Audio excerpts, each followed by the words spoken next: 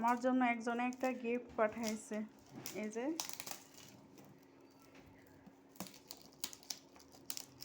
Gift বক্সটা খুলে দেখবো এখন এর ভিতর কি আছে।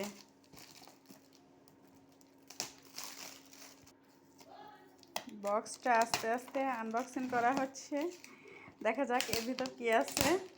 আমি নিজেও জানি না, কিন্তু এই যে কেমন কি দেখা যায় এটাতে।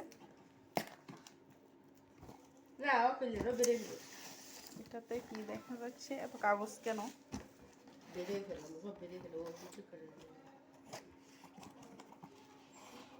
এটাতে তো দেখা যাচ্ছে কি সম্ভবত, হ্যাঁ, একটা ডিনার সেটের প্লেট বাটি।